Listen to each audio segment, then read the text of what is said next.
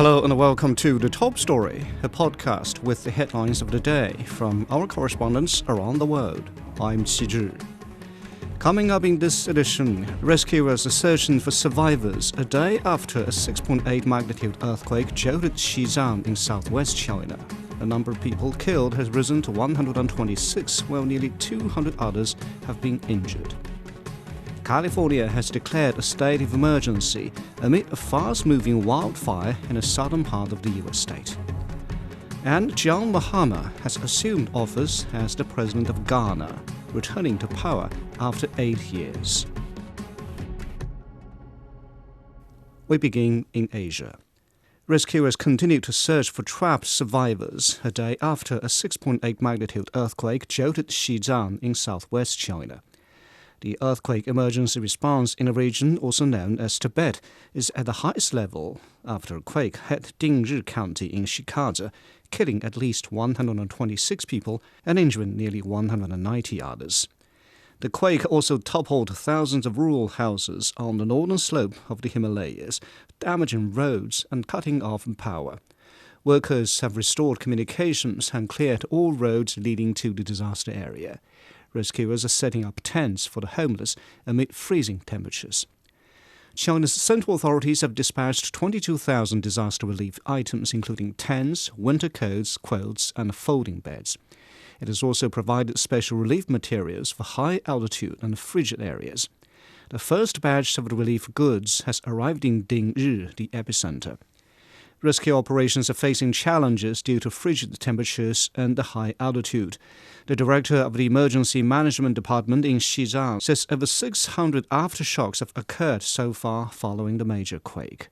Zheng reports from the quake's epicenter. Over 5,800 relief items, including quilts, warm clothing, and cotton tents were transported to the epicenter. And also regarding to medical help, medical experts across China have been in this affected area. For example, the medical experts from Shanghai have been in epicenter, and in a local hospital in Dingzhi County, and which is one of the counties in Shikaza City, that is 30 temporary shelters have been set up.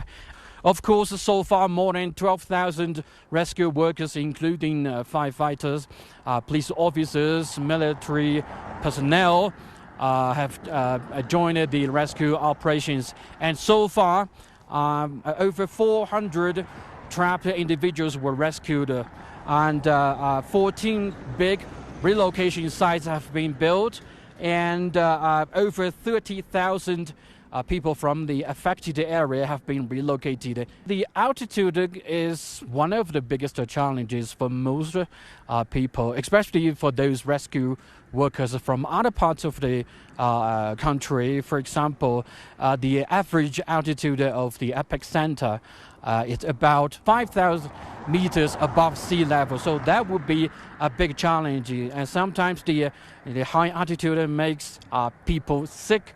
And also the low temperature is also one of the big challenges. The temperature at night could be as low as minus 15 degrees Celsius in epicenter in Shikaza City. But now, since the relief items from central government have been transported to the epicenter, so that would be not a big problem. That was Zheng on the deadly earthquake that hit southwest China. Moving on to North America. California Governor Gavin Newsom has declared a state of emergency amid a fast-moving wildfire in the southern part of the U.S. state. The fire was first reported in Pacific Palisades, an affluent neighborhood of Los Angeles. Around 30,000 people have been ordered to evacuate, and 46,000 homes and businesses are without power. Elise Tianshan visited the area to find out more. A fire that sparked in Los Angeles' upscale coastal neighborhood of Palisades has exploded and spread to more than 500 hectares of land in just a few hours on Tuesday. The blaze has been fueled by extremely dry conditions and a powerful windstorm with gusts reaching up to 80 kilometers per hour. This region was already under a red alert for a potentially destructive windstorm on Tuesday. Officials had warned that intense wind gusts could fuel any spark into a fast-moving wildfire. The Palisades fire has already spread into a vast area in just a matter of hours, while officials say its cause is still under investigation. Thousands of residents have been evacuated, while many had to abandon their vehicles as they were stuck in traffic. The population threatened is approximately 25,748. Households threatened is approximately 10,367. Structures threatened are approximately 13,208. At this point, we feel very blessed at this point that there's no injuries that are reported.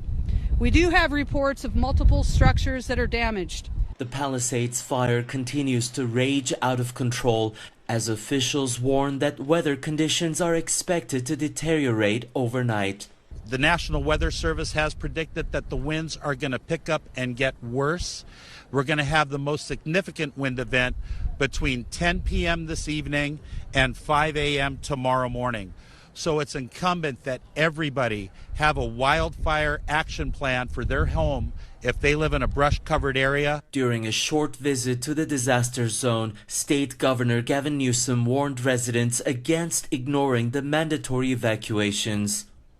Many structures already destroyed, and the fact that people were still not evacuated, still did not heed the warning, were just coming down the canyon, is a reminder of how serious this moment is and how important it is you listen to these evacuation orders. Barely 2 months ago, the mountain fire claimed hundreds of homes, burning through 8,000 hectares, fueled by the same Santa Ana winds that are once again threatening lives and homes in the region. That was Elise Tianshan reporting. While a wildfire is raging on the U.S. West Coast, residents on the East Coast are battling snowstorms. More details from Jim Spellman. It's the big dig out after the big storm. Yeah, you got to break it up first. If you don't do that, you're wasting your time. A massive storm blanketed a large swath of the U.S. from the Midwest to the East Coast with snow, ice, and frigid temperatures, closing schools and businesses, causing traffic jams, and leading to power outages.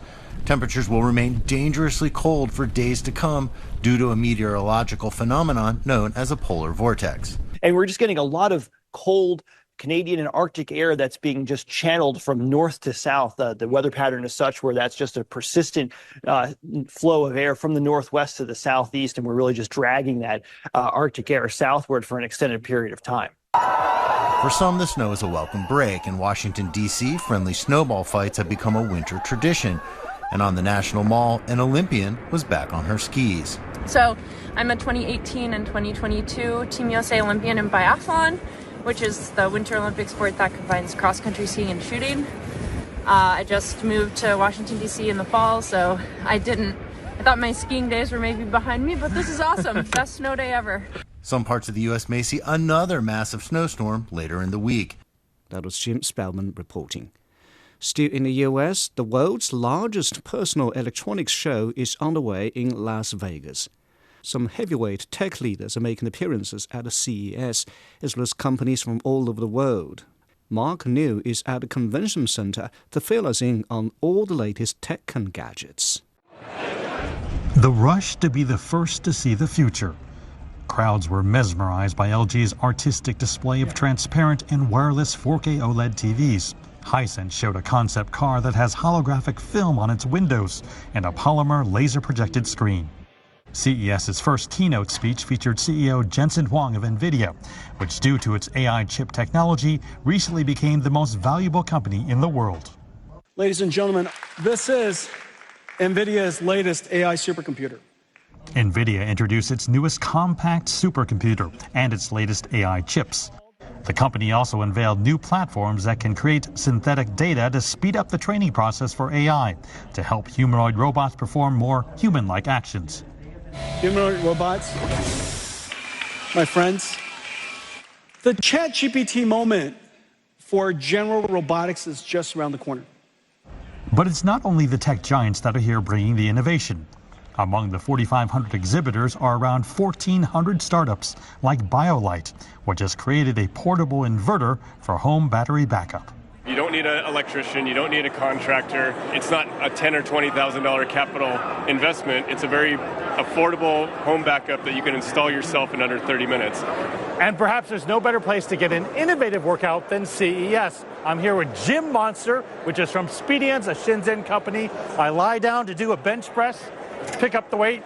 It's providing magnetic resistance. Add some more weight, please. Okay, now she's added a lot of weight. At a normal gym, I might be in trouble. Help, or if nobody's around. But with this, it actually has spotter assistance that allows me to gradually measure my strength and help me get it up.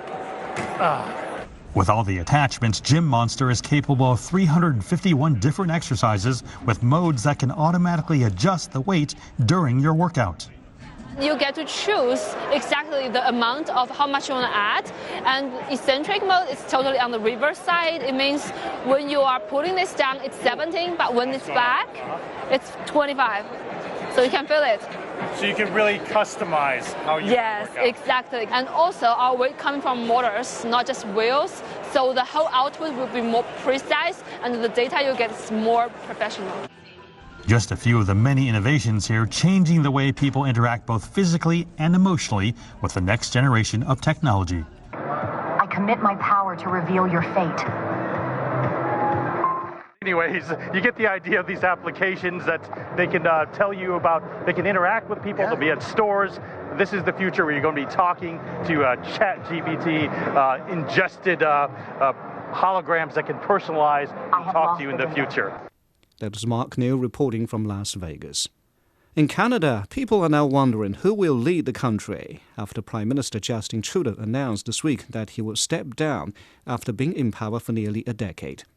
The ruling Liberal Party is looking for a new leader to replace Trudeau, who will stay on as Prime Minister until that leader is chosen.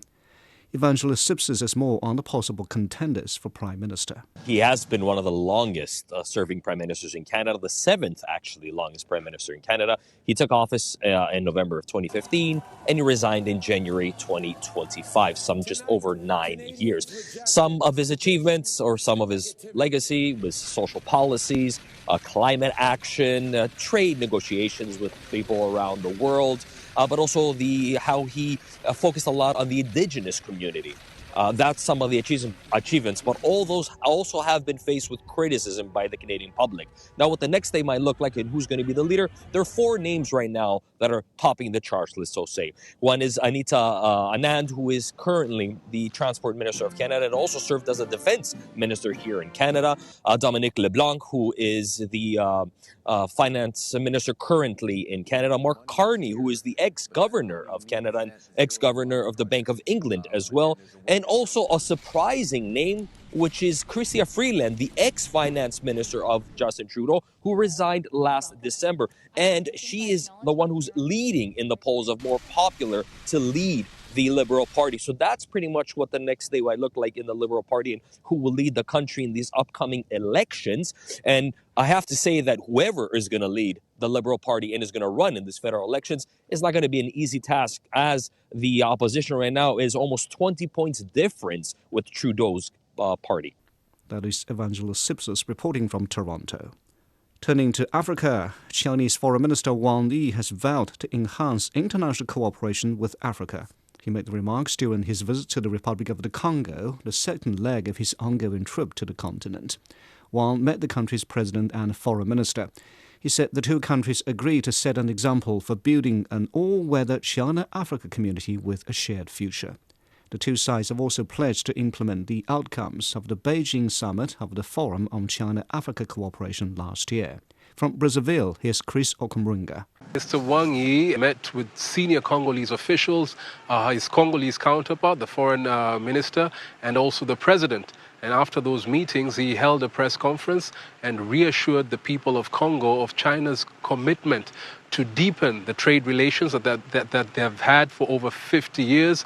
He said they will continue carrying out infrastructure projects and venture into other areas like healthcare, agriculture, and they will do all this in a kind of a win-win partnership for the mutual benefit of the people of China and the Republic of Congo.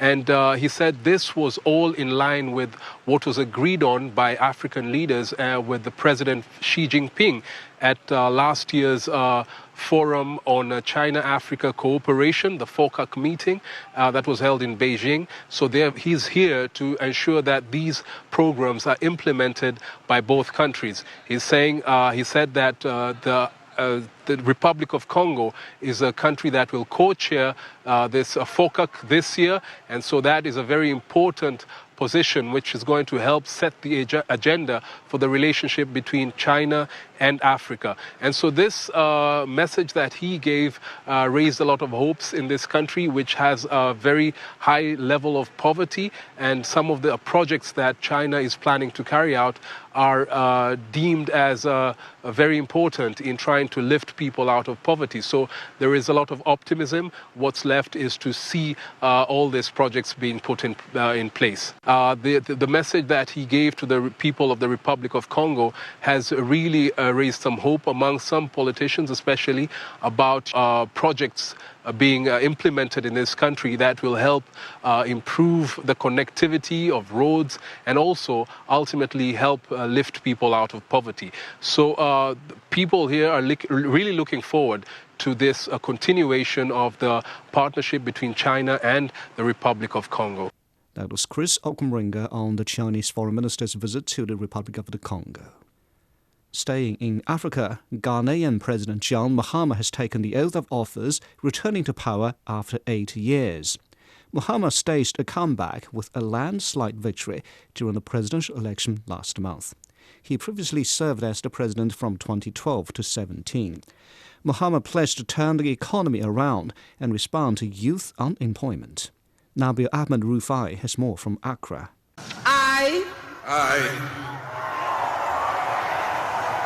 Your name? John Dramani Mahama. Do in the name of the Almighty God swear. Do in the name of the Almighty God swear. That I will bear true faith.